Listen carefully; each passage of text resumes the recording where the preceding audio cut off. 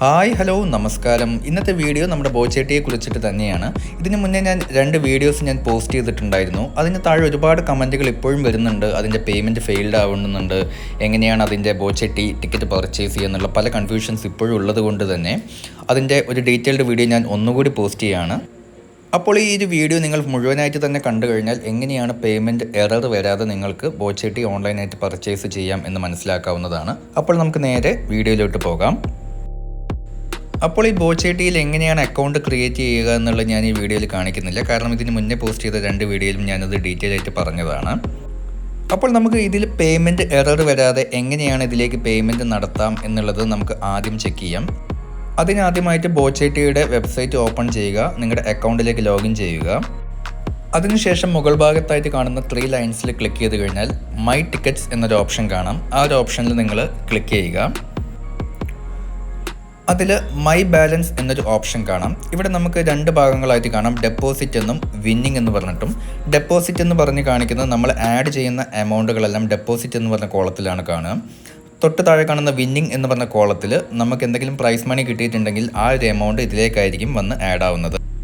എൻ്റെ ഈ ഒരു അക്കൗണ്ടിൽ 60 രൂപയാണ് വിന്നിങ്ങിൽ കാണിക്കുന്നത്. അതായത് എനിക്ക് ഇതിന് മുന്നേ 100 രൂപ എനിക്ക് വിന്നിങ്ങിൽ കിട്ടിയിട്ടുണ്ടായിരുന്നു. ആ ഒരു 100 രൂപയിൽ നിന്ന് 40 രൂപയ്ക്ക് ഞാൻ ഒരു ടിക്കറ്റ് പർച്ചേസ് ചെയ്തത് കൊണ്ടാണ് ബാക്കി 60 വിന്നിങ്ങിൽ കാണിക്കുന്നത്. ഇനി നമുക്ക് ഇതിലേക്ക് എങ്ങനെ എമൗണ്ട് ആഡ് ചെയ്യാമെന്നുള്ളത് നോക്കാം. അതിനായിട്ട് ആഡ് ക്യാഷ് എന്ന ബട്ടണിൽ നമ്മൾ ക്ലിക്ക് ചെയ്യുക. ഇനി നമുക്ക് ഇഷ്ടപ്പെട്ട എമൗണ്ട് നമുക്കിവിടെ ടൈപ്പ് ചെയ്ത് കൊടുക്കാം, അല്ലെങ്കിൽ മുകളിൽ കാണിക്കുന്ന സെലക്ട് ചെയ്യാം. അപ്പോൾ അവിടെ കറണ്ട് ബാലൻസ് 60 കാണിക്കുന്നുണ്ട്, അതായത് എൻ്റെ നിലവിലുള്ള വിന്നിംഗ് ബാലൻസ്. ഇവിടെ ഞാൻ 60 രൂപയാണ് വീണ്ടും ആഡ് ചെയ്യുന്നത്. 60 ടൈപ്പ് ചെയ്തു. തൊട്ട് താഴെ പേയ്മെൻറ്റ് ടൈപ്പ് കൊടുത്തതിന് ശേഷം സബ്മിറ്റ് ബട്ടണിൽ ക്ലിക്ക് ചെയ്യുക. ഇപ്പോൾ മുകളിലൊരു ട്രാൻസാക്ഷൻ ടൈം ഔട്ട് പോകുന്നത് കാണാം. അതായത് 15 മിനിറ്റാണ് നമുക്ക് ഈ ഒരു ട്രാൻസാക്ഷൻ കംപ്ലീറ്റ് ചെയ്യാനുള്ളത്. ഇതിൽ ആദ്യമായിട്ട് നമ്മൾ ഷിപ്പിംഗ് ഇൻഫർമേഷൻ നമ്മൾ കൊടുക്കുക, നമ്മുടെ പേര്, നമ്മുടെ അഡ്രസ്സ്, ബാക്കി കാര്യങ്ങളൊക്കെ കൊടുക്കുക. പിന്നെ മറ്റൊരു കാര്യം ശ്രദ്ധിക്കേണ്ടത്, പലരും ഡൗട്ടായിട്ട് ചോദിച്ചിരുന്നു സിപ്പ് കോഡ് എന്താണെന്നുള്ളത്. സിപ്പ് കോഡ് എന്ന് പറയുന്നത് നമ്മുടെ പിൻ കോഡാണ്.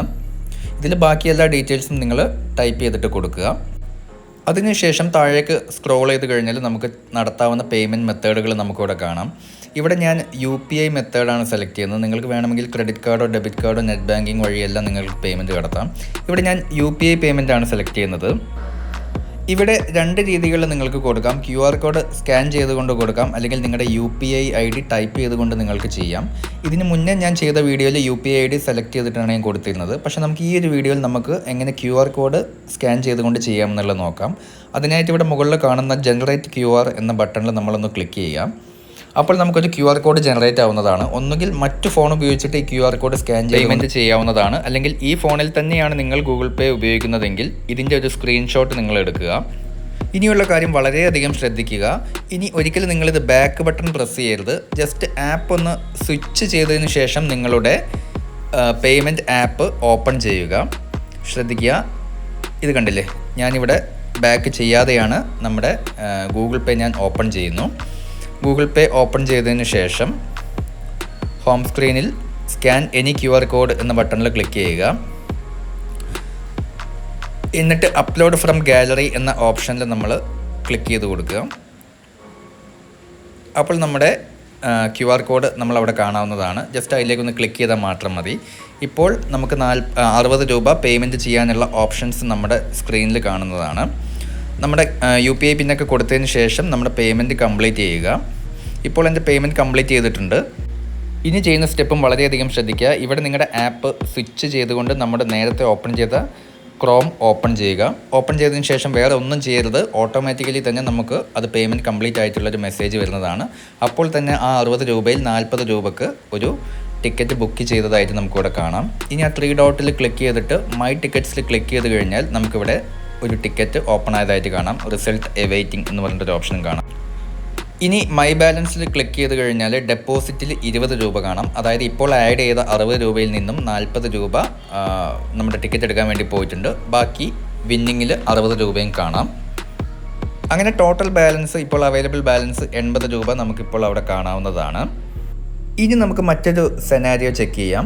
അതായത് നമ്മൾ ചെയ്ത പേയ്മെൻറ്റ് എന്തെങ്കിലും കാരണവശാൽ അത് എററായി പോവുകയാണ്, നിങ്ങളുടെ എമൗണ്ട് ഡെബിറ്റായി പോവുകയും ചെയ്തിട്ടുണ്ട് എന്നുണ്ടെങ്കിൽ കുറച്ച് നേരം നിങ്ങളൊന്ന് വെയിറ്റ് ചെയ്യാം.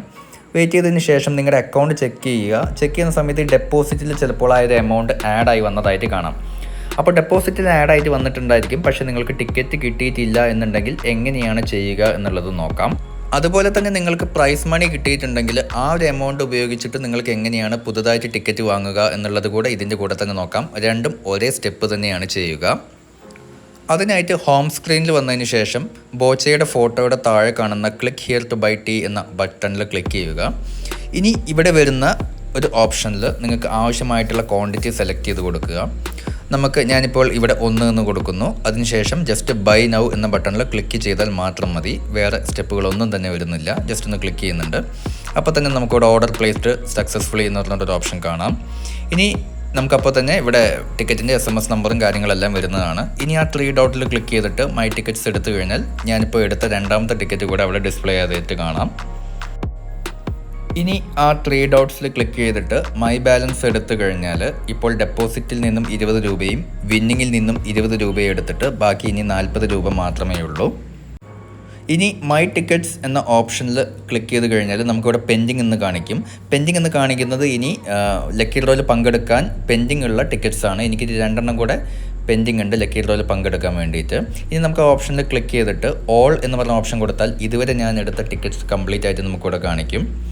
ഇതിൽ നമുക്കിവിടെ കാണാം ചില ടിക്കറ്റുകളെല്ലാം ബെറ്റർ ലക്ക് നെക്സ്റ്റ് ടൈം എന്നൊക്കെ കാണാം. ഇനി അതുപോലെ തന്നെ ടിക്കറ്റിൻ്റെ സ്റ്റാറ്റസ് വിന്നിങ് എന്ന് പറഞ്ഞ ഓപ്ഷനിൽ എടുത്താൽ നമ്മൾ ഏതൊക്കെ ടിക്കറ്റ്സാണ് നമുക്ക് വിൻ ചെയ്തിട്ടുള്ളത് എന്നുള്ളത് കാണാം. എനിക്കിവിടെ ഒരുപാട് ടിക്കറ്റുകൾ വിൻ ചെയ്തിട്ടുണ്ട്. 100 രൂപ വെച്ചിട്ടാണ് കിട്ടിയിട്ടുള്ളത്.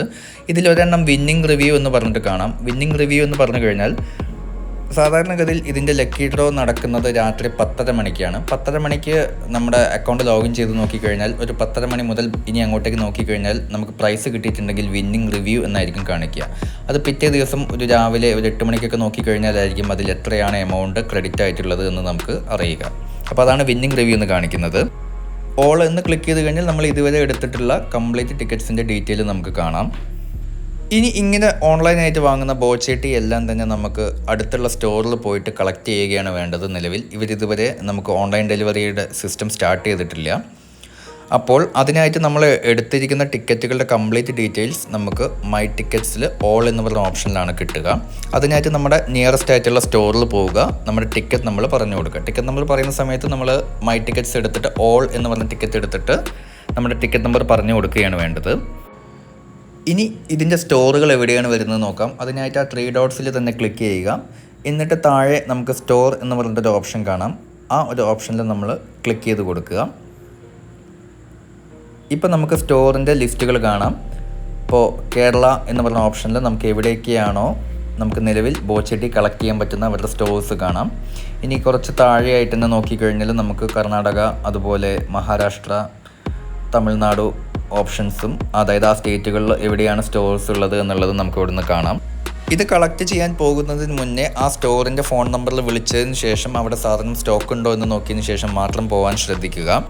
മാത്രമല്ല അവിടെ എത്തിയതിന് ശേഷം നിങ്ങളുടെ ടിക്കറ്റ് നമ്പർ കാണിച്ചു കൊടുക്കുന്ന സമയത്ത് ആ ഒരു നമ്പറിലേക്ക് ഒരു OTP വരുന്നതായിരിക്കും. ആ OTP കൂടി ഷെയർ ചെയ്താലാണ് നമുക്ക് അവർ ബോച്ചേട്ടി നമുക്ക് ഇഷ്യൂ ചെയ്ത് തരിക. ഇനി നമുക്ക് പ്രൈസ് മണി കിട്ടിയിട്ടുണ്ടെങ്കിൽ അതുപയോഗിച്ച് ടിക്കറ്റ് വാങ്ങാതെ ആ ഒരു പണം നമുക്ക് വിഡ്രോ ചെയ്യണമെന്നുണ്ടെങ്കിൽ ആ 3 ഡോട്ട്സിൽ ക്ലിക്ക് ചെയ്തതിന് ശേഷം മൈ ബാലൻസ് എന്ന ഓപ്ഷനിൽ ക്ലിക്ക് ചെയ്തതിന് ശേഷം നമ്മുടെ മണി വിന്നിങ് എന്ന് പറഞ്ഞ ഓപ്ഷനിൽ നേരെ കാണുന്ന വിഡ്രോ ബട്ടണിൽ ക്ലിക്ക് ചെയ്യുക. ഇവിടെ നിങ്ങളുടെ ബാങ്ക് അക്കൗണ്ട് ഏത് ബാങ്ക് അക്കൗണ്ടിലേക്കാണോ നിങ്ങൾക്ക് ഫണ്ട് ട്രാൻസ്ഫർ ചെയ്യേണ്ടത് ആ ഒരു ഫുൾ ഡീറ്റെയിലുകൾ കറക്റ്റായിട്ട് എൻ്റർ ചെയ്തതിന് ശേഷം സബ്മിറ്റ് ഡീറ്റെയിൽസ് കൊടുക്കുക. അപ്പോൾ ഈ ഒരു സ്റ്റെപ്പിലൂടെ എങ്ങനെയാണ് ബോച്ചേട്ടി എററൊന്നും വരാതെ പേയ്മെൻറ്റ് എറർ വരാതെ എങ്ങനെയാണ് വാങ്ങേണ്ടത് എന്ന് നിങ്ങൾക്ക് കറക്റ്റായിട്ട് മനസ്സിലായി എന്ന് വിചാരിക്കുന്നു. ഇനിയും എന്തെങ്കിലും സംശയങ്ങളുണ്ടെങ്കിൽ നിങ്ങളൊന്ന് കമൻറ്റായിട്ട് രേഖപ്പെടുത്തുക. അത് ഞാൻ റിപ്ലൈ തരുന്നതായിരിക്കും. അപ്പോൾ മറ്റൊരു വീഡിയോയുമായിട്ട് വീണ്ടും കാണാം. ബായ്.